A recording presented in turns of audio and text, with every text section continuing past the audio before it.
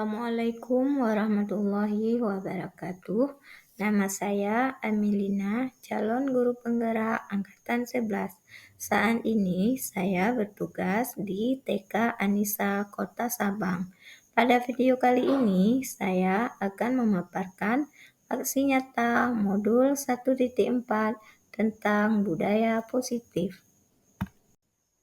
Sebelumnya, perkenalkan fasilitator kami, Ibu Veta Darmieti, SPD, dan pengajar praktik kami, Ibu Dewi Murni, SPD. Latar belakang. Budaya positif di sekolah merupakan salah satu upaya meningkatkan kualitas pendidikan nasional. Penerapan budaya positif di sekolah tidak akan terlaksana dengan baik tanpa kerjasama dan dukungan dari semua pihak sekolah. Dengan penerapan budaya positif di sekolah, diharapkan dapat terwujudnya visi sekolah dan membentuk karakter peserta didik dalam mengimplementasikan profil pelajar Pancasila. Tujuan aksi nyata.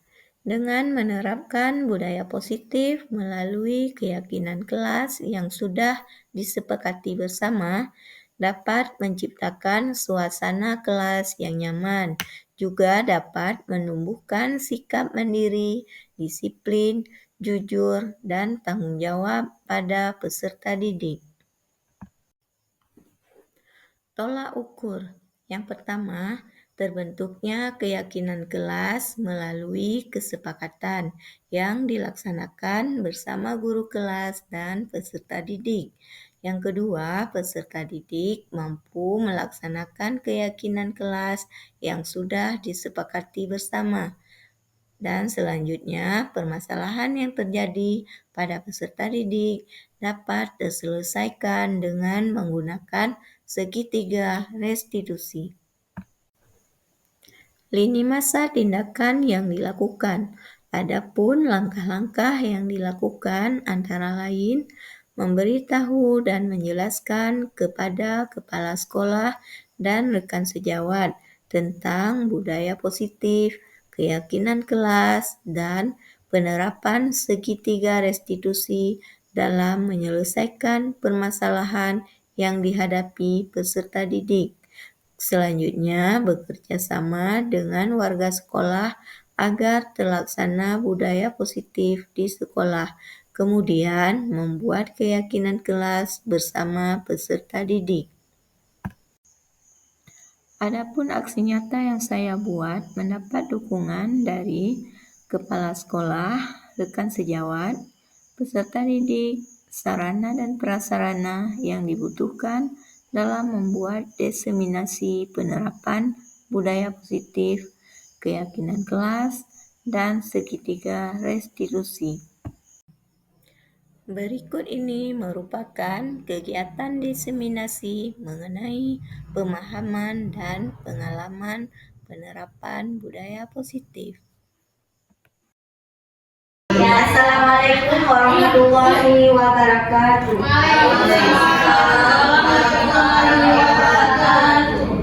Alhamdulillah, puji syukur kita panjatkan pada Allah Subhanahu wa taala yang mana pada kesempatan ini kita masih diberikan umur panjang, kesehatan, dan kesempatan sehingga kita dapat berkumpul pada ruangan yang sedemikian rupa ini.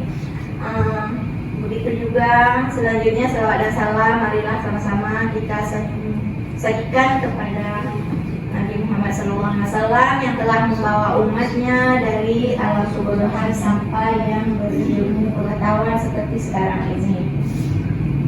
Yang saya hormati Ibu Yayasan kami yaitu Ibu Rafika, Ibu Kepala Sekolah, Ibu Justina Rizky, kemudian yang saya hormati Ketua Komite Sekolah kami, dan kepada ibu-ibu semua yang seiring bahu seayun langkah dalam menjalankan tugas mendidik anak-anak penerus bangsa.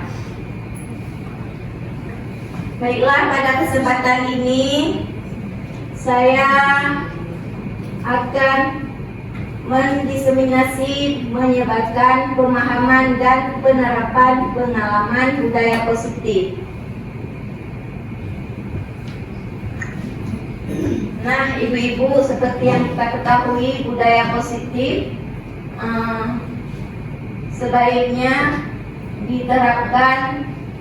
baiknya diterapkan pada anak-anak usia dini ya, seperti di sekolah kita, PAUD atau TK, kita bisa menerapkan budaya positif dari awal, dari usia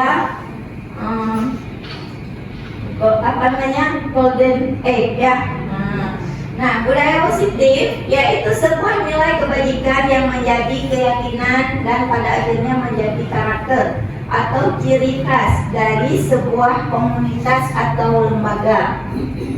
Budaya positif dapat mendorong murid untuk mampu berpikir, bertindak, dan mencipta sebagai proses memerdekakan dirinya sehingga murid mampu mandiri dan bertanggung jawab.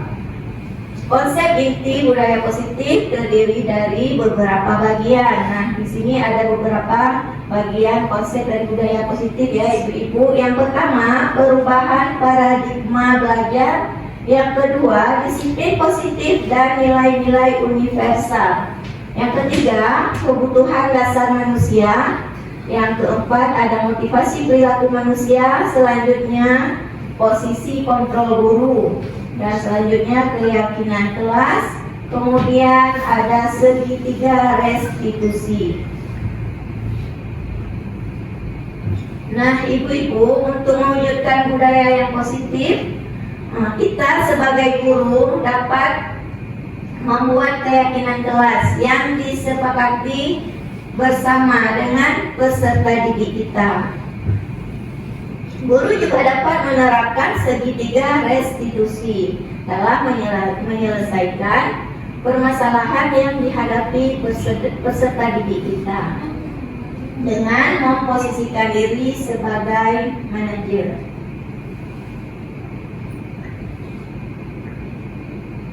Yang pertama, pembelajaran dengan paradigma baru. Nah, ibu-ibu, pembelajaran dengan paradigma baru merupakan pembelajaran yang dirancang berdasarkan prinsip pembelajaran berdiferensiasi,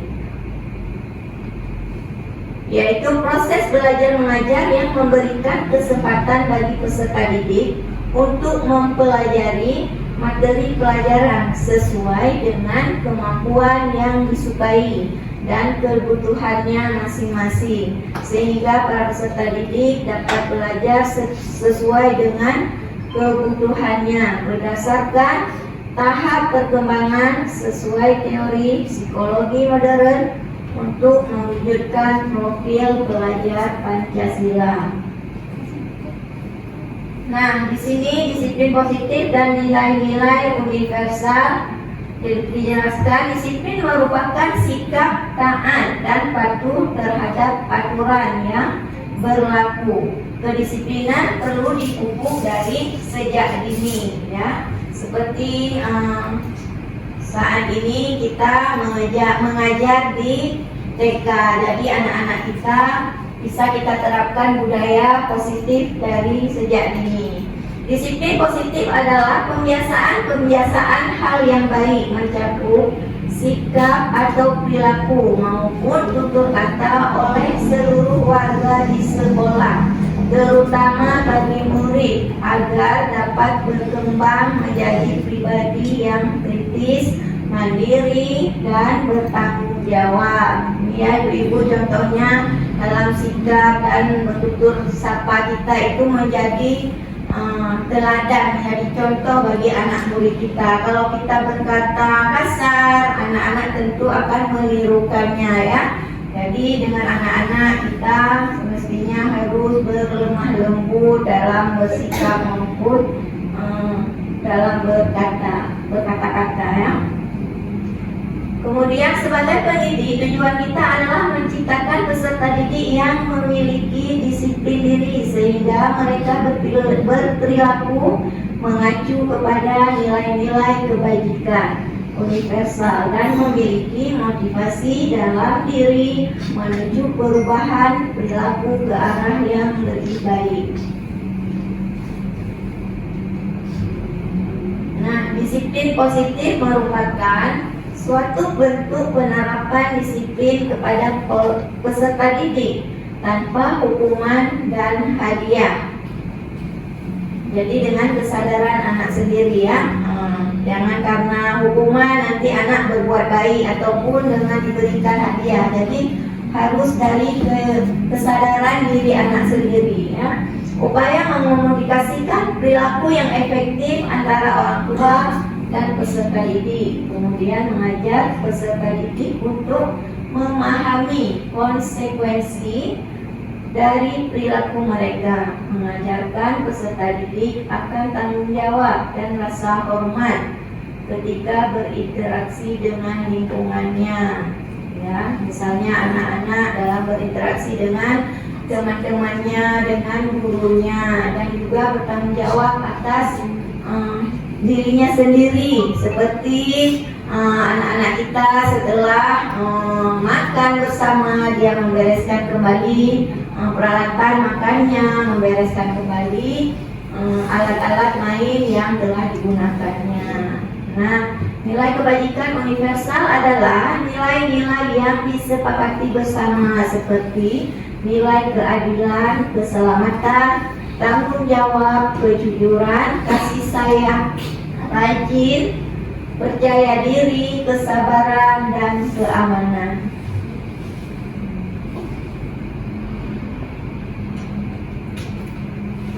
Nah, selanjutnya kita akan mempelajari tentang kebutuhan dasar manusia.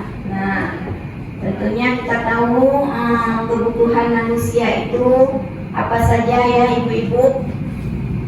Kebutuhan manusia ya seperti pakaian, sandang, pangan ya. Kebutuhan dasar manusia merupakan sesuatu yang kita lakukan untuk mendapatkan apa yang kita inginkan. Seluruh tindakan yang kita lakukan memiliki tujuan. Semua usaha terbaik yang kita lakukan agar kebutuhan dasar kita terpenuhi dengan baik. Kebutuhan dasar manusia dapat diartikan sebagai unsur-unsur yang diperlukan manusia untuk mempertahankan keseimbangan fisiologis dan psikologisnya. Pemenuhan kebutuhan dasar akan sangat mempengaruhi tindakan dan perilaku individu. Nah, di sini kebutuhan dasar manusia ada 5 ya, ibu-ibu. Yang pertama, seperti yang telah ibu-ibu ungkapkan tadi, yaitu bertahan hidup seperti makanan, pakaian, tempat tinggal, keamanan, dan kesehatan. Kemudian kebutuhan dasar manusia selanjutnya kasih sayang dan rasa diterima. Di sini seperti rasa diterima, dipedulikan, berbagi, kerjasama, dan menjadi bagian dalam kelompok. Nah, di sini anak-anak kita, peserta didik kita, ya kalau di rumah kasih sayangnya dari orang tua, dari keluarganya, kakak, abang, keluarganya yang lain. Tentunya di sekolah kasih sayang yang diharapkan dari peserta didik kita adalah kita sebagai guru harus memberikan kasih sayang, rasa aman dan nyaman kepada peserta didik kita. Kemudian penguasaan, yaitu harga diri, keinginan untuk dianggap, memimpin, berprestasi, diakui dan didengar. Ya, biasanya anak-anak itu kan yang sering bercerita kepada gurunya tentang hal yang terjadi baik di rumah atau apa masalahnya. kita sebagai guru kalau tidak mendengarkan, kalau mengacuhkan, nah bagaimana perasaan anak tersebut? Ya, pastinya sedih kan. Jadi anak-anak dia kalau bercerita dia ingin sekali ada misalnya dia bercerita yang senang, kita memuji mungkin ya, memberikan motivasi mungkin dari ceritanya, memberikan semangat atau yang lainnya. Nah, kemudian kebebasan, yaitu mandiri, memiliki pilihan, mencoba hal baru dan mampu mengendalikan arah dirinya. Kemudian kesenangan, bermain, humor, antusias dan tertawa. Nah, ini yang kesenangan ini dunia anak-anak. Dia suka humor, dia suka tertawa kan dalam bermain dan melakukan kegiatan pasti sangat antusias. Ya. Selanjutnya teori motivasi, hukuman dan penghargaan dan restitusi. Nah, motivasi perilaku manusia itu ada dua ya Ibu. Yang pertama, motivasi intrinsik, yaitu motivasi yang berasal dari dalam diri, seperti keinginan, kebutuhan, tanggung jawab, pengakuan, dan rasa puas akan pekerjaan yang dimilikinya. Sedangkan motivasi intrinsik yaitu motivasi yang berasal dari luar diri, seperti adanya penghargaan atas perilaku atau adanya lingkungan yang mendukung atau kondusif. Sedangkan hukuman yaitu tindakan terhadap suatu pelanggaran, pada umumnya berbentuk hukuman. Hukuman dapat berbentuk perilaku peserta didik menjadi lebih baik, sedangkan penghargaan dapat meningkatkan motivasi dan rasa percaya diri peserta didik. Nah, ibu-ibu, kadang-kadang dengan hukuman itu anak bisa sadar dan bisa berbuat baik, tapi kadang-kadang dengan hukuman dia malah menjadi lebih buruk lagi ya. Mungkin ada dendam di hatinya ya, karena kita memberikan hukuman. Sementara seperti anak usia dini dia tidak boleh ya kita kasih hukuman. Kita bisa memberikan pengertian dengan lemah lembut kepada anak yang usia dini ya. Kemudian restitusi. Nah, ibu-ibu, restitusi ini merupakan suatu proses menciptakan kondisi bagi murid untuk memperbaiki kesalahan. Proses kolaboratif yang mengajarkan murid untuk mencari solusi sendiri. Nah, di sini ada perbedaan hukuman dan konsekuensi. Nah, ternyata beda ya hukuman dan konsekuensi ya ibu-ibu. Kalau hukuman itu bersifat satu arah, guru yang memberikan, murid menerima tanpa melalui kesepakatan. Kemudian berupa hukuman fisik atau psikis ya. Nah, mungkin di sini insya Allah kita tidak ada ya melakukan hukuman terhadap peserta didik kita ya, apalagi anak usia dini kita kasih hukuman. Nah, konsekuensi yaitu terencana ya, disepakati sesuai dengan peraturan. Konsekuensi dibuat oleh guru atau sekolah. Murid sudah mengetahui tentang konsekuensinya. Dan kemudian murid tetap dibuat tidak nyaman. Dengan konsekuensi berarti murid itu tidak nyaman. Kemudian sikap guru selalu memonitor murid, ya, itu perbedaan konsekuensi dengan hukuman.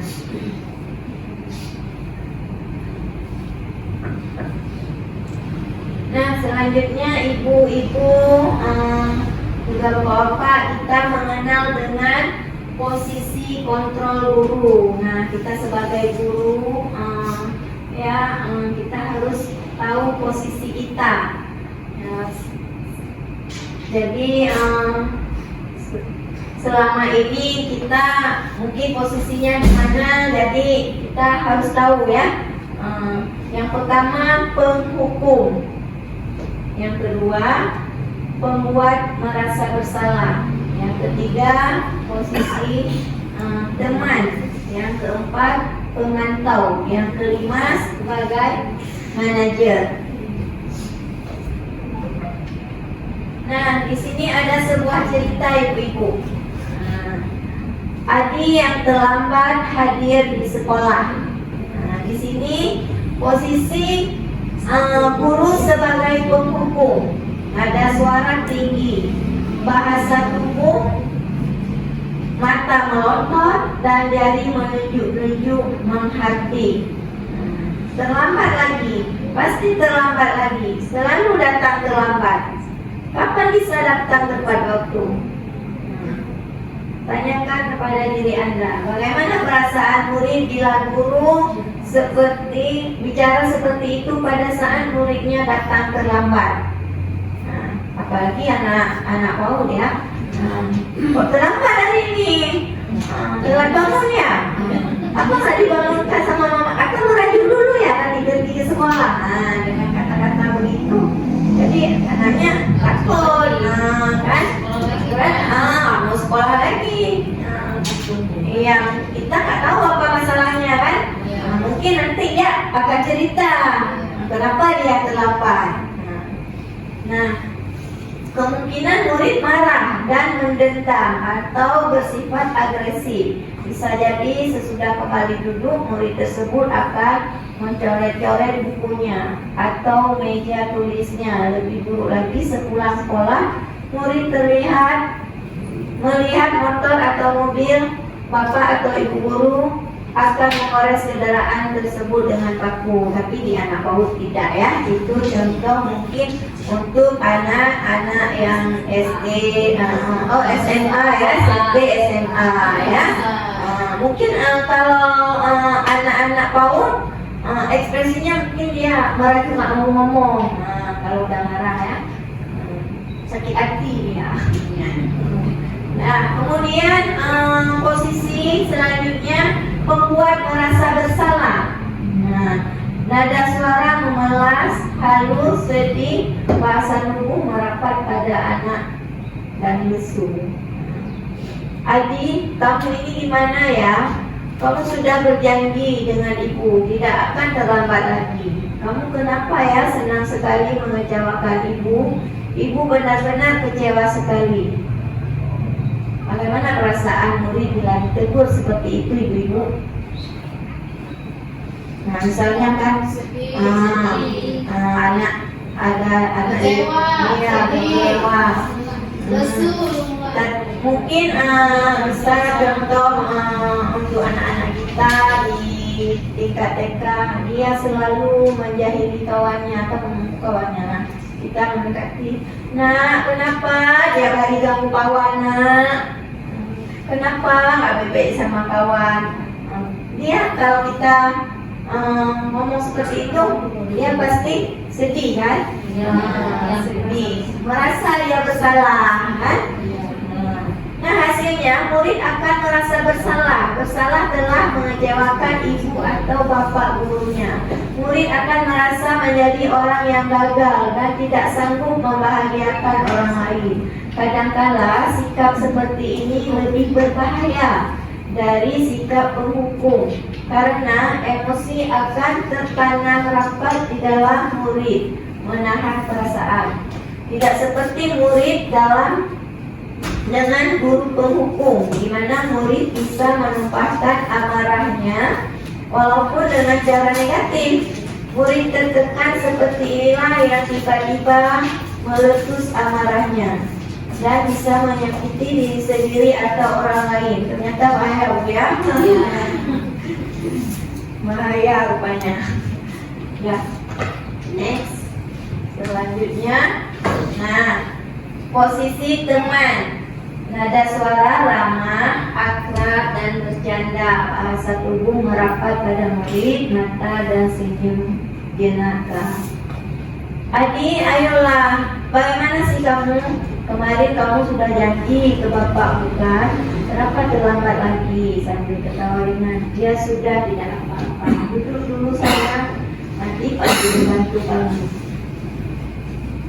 Nanti Pak Guru bantu kamu ini.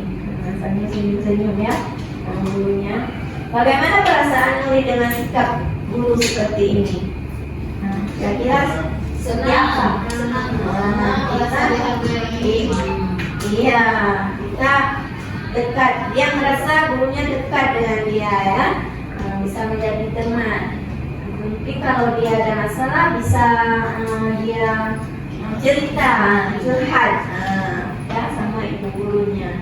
Murid akan merasa senang dan akrab dengan guru. Ini termasuk dampak yang positif.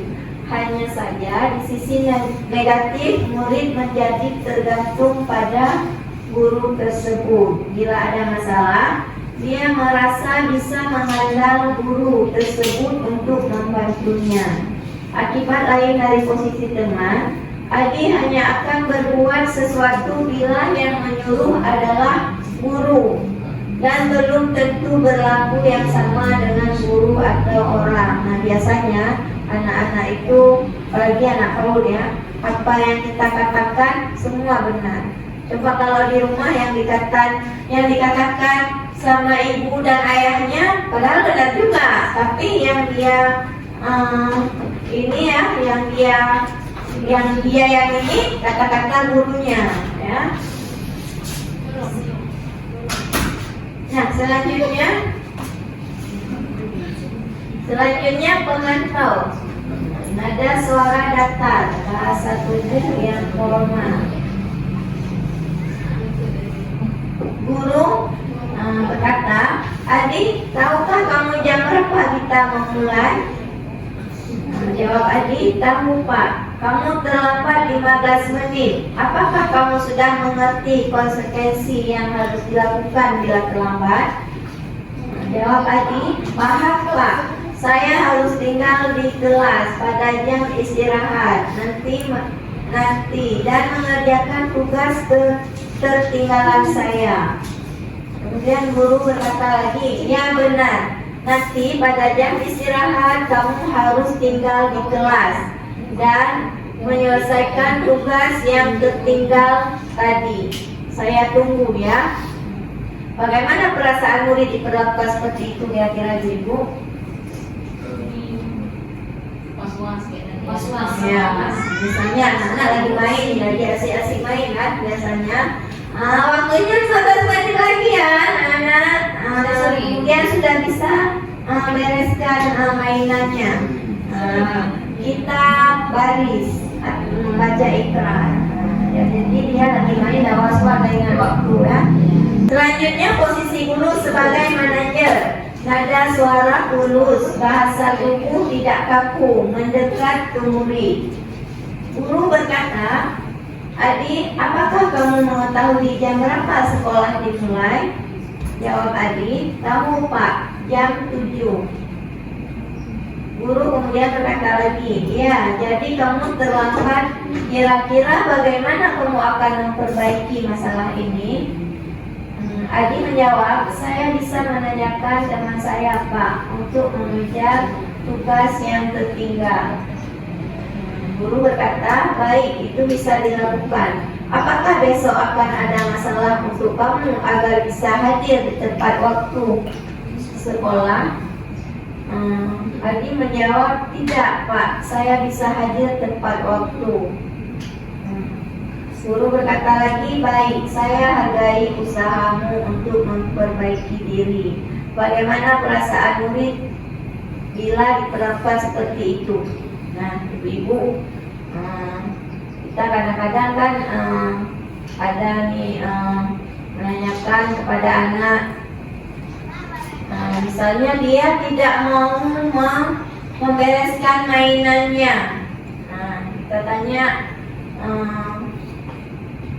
kenapa tadi anak ibu tidak membereskan usaha mainannya?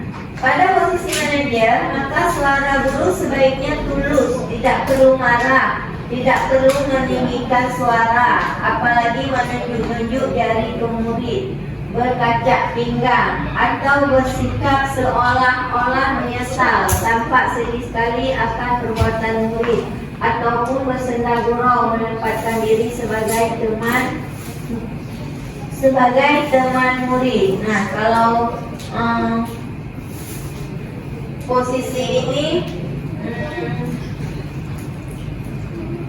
posisi yang paling yang bagus ya kita terapkan kepada murid. Fokus ada pada murid, bukan untuk membahagiakan guru atau orang tua murid.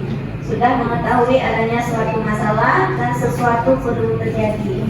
Bila guru mengambil posisi pemantau, guru akan melihat apa konsekuensinya, apa peraturannya.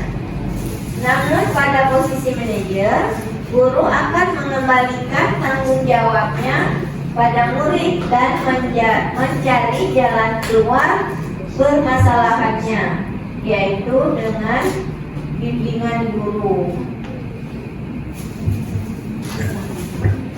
Dan di sini ada beberapa contoh penerapan 5 posisi kontrol bagi guru.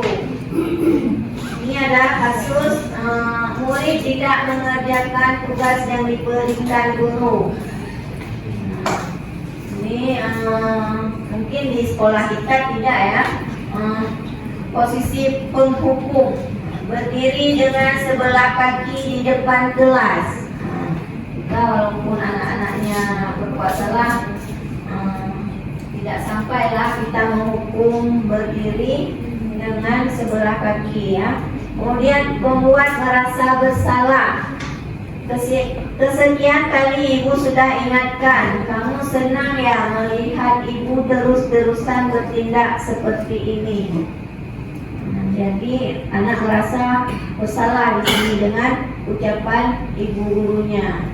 Nah, kalau teman, ayo dong kamu kerjakan tugasnya. Nanti kalau sudah selesai kita main game. Nah, misalnya anak-anak tak mau beresin mainannya atau selalu mengganggu kawannya. Nah, ayolah nak beresin mainannya. Nanti bentar lagi kita akan main apa yang menarik bagi anak ya. Sehingga anak ini beresin mainan, nanti main lagi yang lain. Nah, gitu ya. Kemudian pemantau, kamu sudah melakukan kesalahan dan sudah mengetahui konsekuensinya. Sekarang selesaikan dan segera kumpulkan. Nah, ini pemantau ya, posisi pemantau. Kemudian ada posisi manajer. Apakah kamu tahu kesalahanmu? Keyakinan sekolah apa yang kamu langgar? Dan apa yang akan kamu lakukan untuk menyelesaikannya? Nah, ini ya, setiap permasalahan, mungkin ada kesalahan anak, boleh kita menerapkan posisi manajer kepada peserta didik kita ya. Nah, di sini ada pertanyaan ibu-ibu, boleh dijawab. Saya kecewa sekali dengan kamu. Posisi kontrol apakah aku? Kira-kira maksudnya apa ibu-ibu? Iya. Coba dilihat, ya, membuat merasa membuat ibunya ya. Nah, kemudian ada pertanyaan selanjutnya, kamu tidak pernah benar melakukannya. Sekarang keliling lapangan 3 kali. Nah, posisi apa ini? Penghukum. Biasanya ini kalau nggak mau beresin mainan nanti anak-anak nggak boleh makan jajan. Nah ya, nggak boleh makan jajan. Takut anaknya kan? Nah sekarang ya benar tadi ya, penghukum. Kemudian kira-kira bagaimana kamu akan memperbaiki masalah ini? Iya, ini ya menanyakan keyakinan kepada peserta didik ya. Nah, ya benar manajer, ya benar. Ya. Nah, selanjutnya Yang lain. Kira-kira bagaimana kamu akan memperbaiki masalah ini? Manajer. Ya, posisi kontrol apakah aku? Coba dilihat.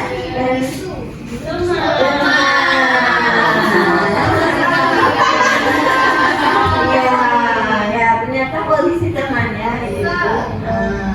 Kemudian ada pertanyaan selanjutnya.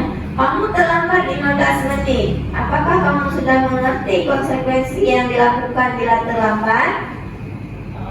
Posisi apakah aku?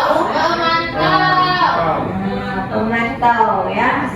Ini gurunya arsip pantau-pantau jam ya. Jadi anaknya lagi main, was-was dia. Nah, coba kita lihat.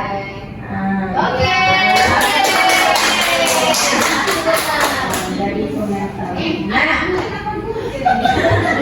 Nah, selanjutnya ibu-ibu kita mengenal tentang keyakinan kelas.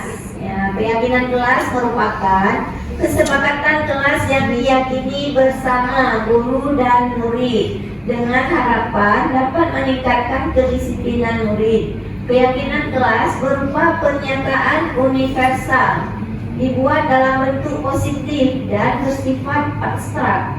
Keyakinan kelas hendaknya tidak terlalu banyak sehingga mudah diingat dan dipahami. Semua warga kelas ikut berkontribusi dalam pembuatan keyakinan kelas melalui kegiatan mengutarakan pendapat. Nah, ini kita nonton ya sebentar. Kami membuat keyakinan murid bersama anak-anak di kelas saya ya.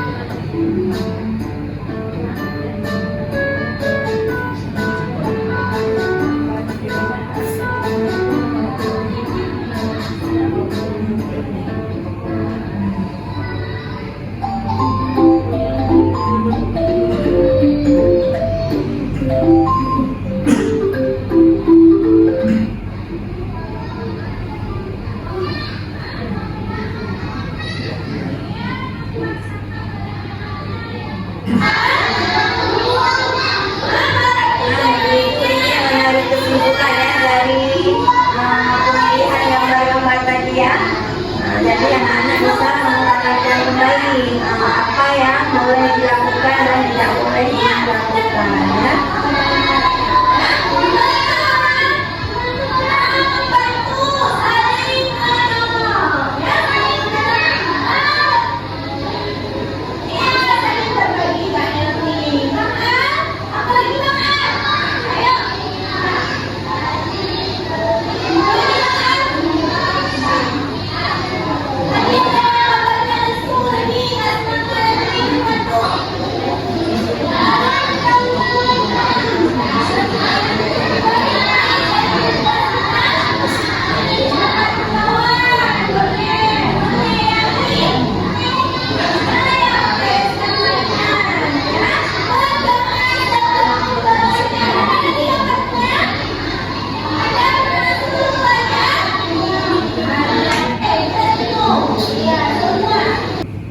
Nah itu ya ibu-ibu contoh keyakinan kelas yang pernah kami buat di kelas saya ya. Kita lanjut ya ibu-ibu dengan segitiga restitusi. Segitiga restitusi merupakan proses menciptakan kondisi peserta didik untuk memperbaiki kesalahan mereka, sehingga mereka dapat kembali pada kelompok mereka dengan karakter yang lebih kuat. Langkah-langkah segitiga restitusi itu ada 3 ya. Yang pertama, menstabilkan identitas. Yang kedua, validasi tindakan yang salah. Dan yang ketiga, menanyakan keyakinan. Segitiga restitusi adalah suatu proses dialog yang dijalankan guru atau orang tua agar dapat menghasilkan murid yang mandiri dan bertanggung jawab.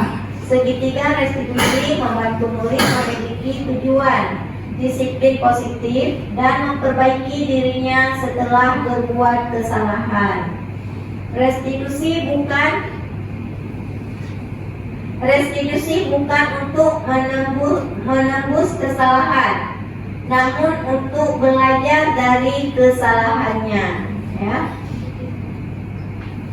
Nah ini tadi yang langkah-langkah segitiga restitusi. Yang pertama, menstabilkan identitas. Berbuat salah itu manusiawi, tidak ada manusia yang sempurna. Ini contoh yang pertanyaan yang kita ajukan kepada peserta didik kita ya. Bapak atau ibu tidak tertarik mencari siapa yang salah, tapi bapak atau ibu ingin mencari solusi dari permasalahan ini. Kamu berhak merasa begitu. Ya, contoh pernyataannya. Nah, kemudian validasi tindakan yang salah. Kita bisa memberikan pertanyaan kepada peserta didik seperti, kamu pasti punya alasan mengapa melakukan hal itu, atau padahal kamu bisa melakukan yang lebih buruk dari ini ya. Atau bisa juga kita ajukan pertanyaan, kamu patut bangga pada dirimu sendiri karena kamu telah melindungi sesuatu yang penting bagimu.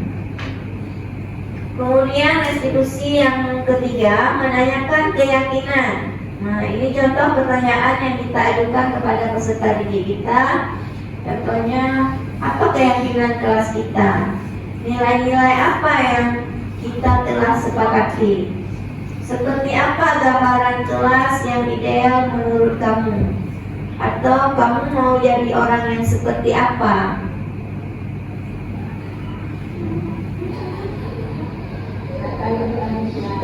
Ini ya penerapan segitiga restitusi yang saya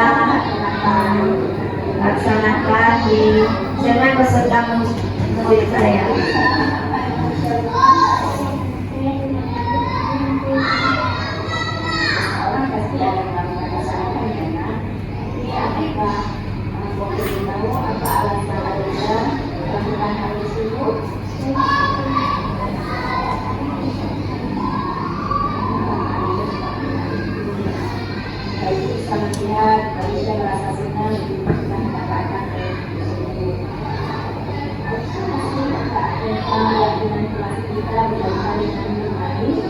Ini kasusnya anak saya merebut mainan kawan.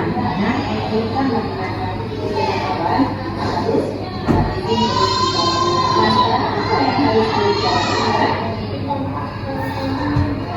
Bersedia Aisyah minta.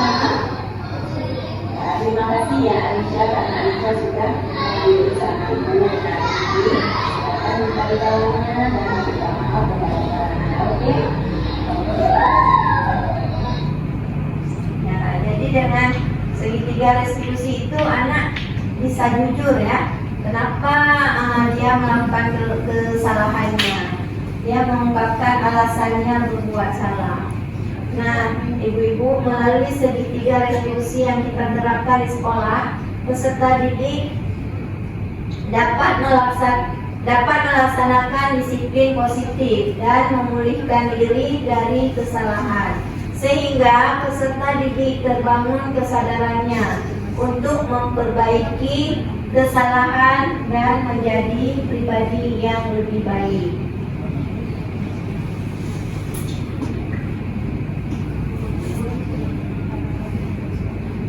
Nah, mungkin hanya itu yang dapat saya paparkan tentang diseminasi budaya positif ya, yang bisa kita terapkan di sekolah kita. Nah, ibu-ibu mungkin ada tanggapan atau saran atau masukan ya kepada saya, boleh ibu berikan masukannya.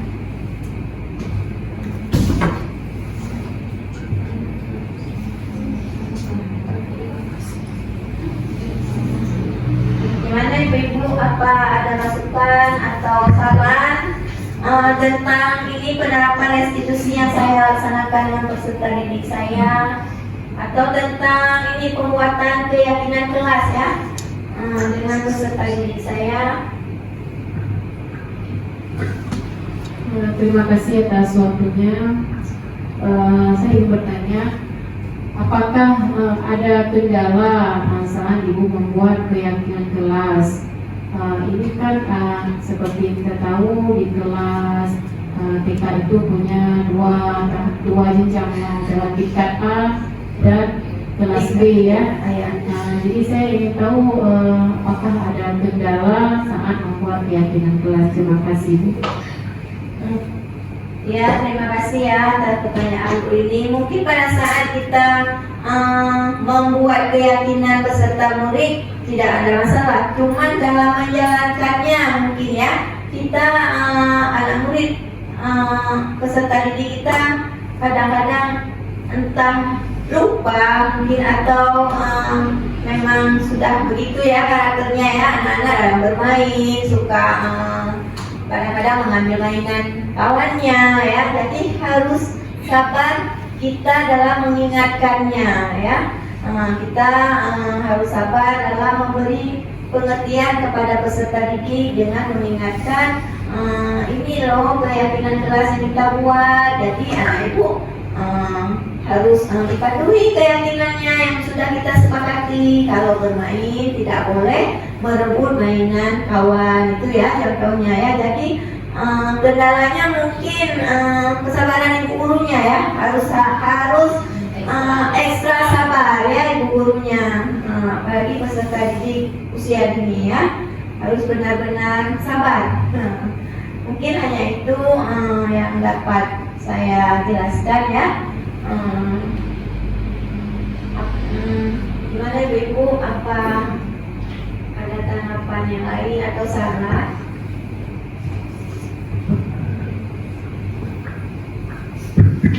Baiklah, assalamualaikum warahmatullahi wabarakatuh. Waalaikumsalam warahmatullahi wabarakatuh. Tadi saya melihat bukan dalam penulisan keyakinan kelas ya. Iya. Itu saya melihat itu anak-anak ada gambar ditempel ya. Iya. Gambar ditempel. Apa itu karena usia ini ya, sehingga ada kode tertentu yang kita tempel di situ. Iya. Iya Pak, terima kasih ya atas pertanyaannya. Benar sekali Pak, karena kan anak usia dini itu kan tidak bisa membaca, belum bisa membaca ya.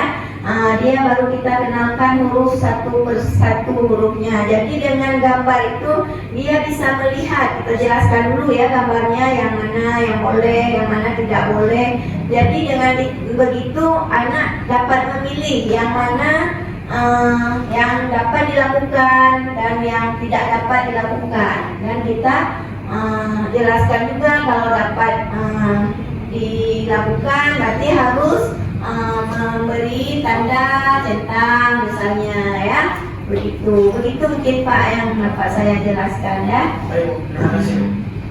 Ya mungkin hanya ini yang dapat saya paparkan. Kenapa Ibu mungkin ada pertanyaan dari teman kita.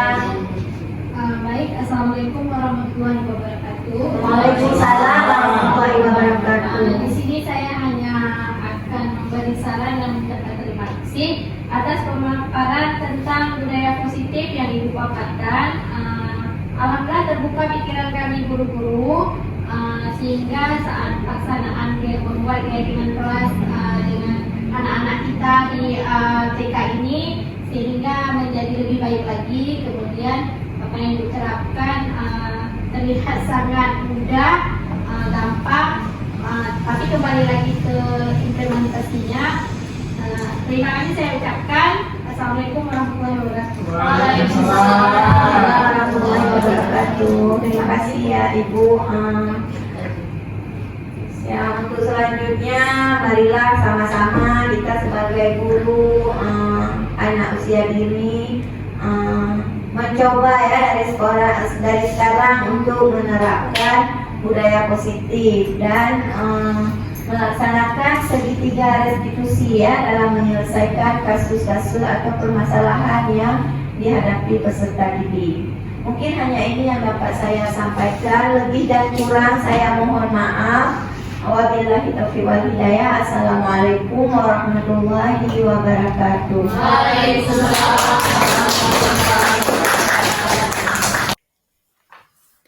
Refleksi. Perasaan saya setelah melaksanakan aksi nyata ini, saya menjadi sangat bersemangat dalam melakukan perubahan ke arah yang lebih baik, terutama dalam menerapkan konsep inti budaya positif di sekolah.